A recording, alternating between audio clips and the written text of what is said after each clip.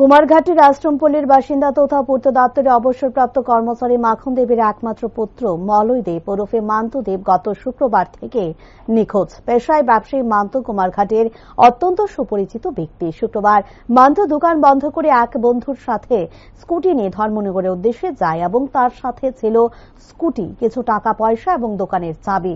ঘটনার 8 দিন অতিক্রান্ত হলেও এখনো মান্তু বাড়ি ফিরে আসেনি। তার পরিবারের লোকজন ও বাবা সংবাদ মাধ্যমের মুখোমুখি হয়ে তাকে ফিরে পাওয়ার জন্য সকলের সহযোগিতা কামনা করছেন।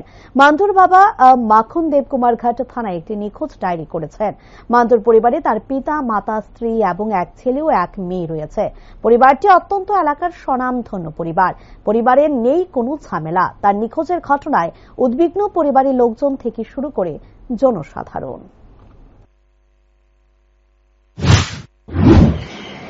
সাংবাদিকের কাছে আবেদন করছি, আমার ছেলে নিখোঁজ। তারপর আমার নাম হইল মাখন দেব,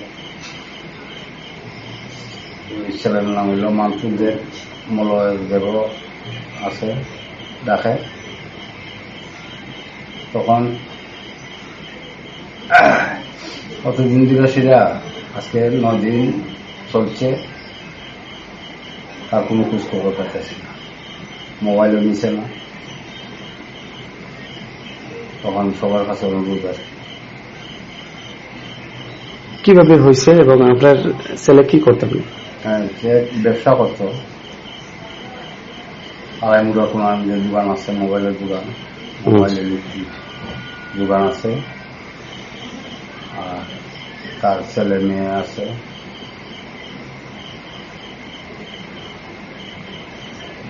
আর পরিবারে কারা কারা আছে? তো আমরা 2 জন, তারা 3-4 জন। কবে থেকে নিখোঁজ সে? গত শুক্রবার দিন রাত্রিবেলা থেকে নিখোঁজ। কিভাবে নিখোঁজ হয়েছে? মানে আরেকজন সেরা গেছিল ধর্মনগর, তার কাছে সবকিছু দিয়ে সেরা তুমি যাওয়া নিখোঁজ। আপনারা এই ব্যাপারটা নিয়ে থানা জানাইছেন? থানা জানানো হয়েছে, 4 তারিখ গেছে জানাইছে। কোন লিখিত আকারে যা দিচ্ছেন? লিখিত দিচ্ছে। কোন থানাতে?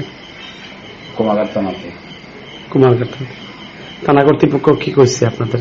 ওই তো মোবাইল নাই, কোনো কিছু নাই, এখন এইভাবে বাসা লাগবে। এর আগে কি আপনার ছেলে এভাবে বাড়িতে কোনো নিখোঁজ হয়েছে? না, হইয়া কোনো সময় গেছে না, হইয়া গেছে 2-3 দিন, 4-5 দিন ঘুরে গেছে।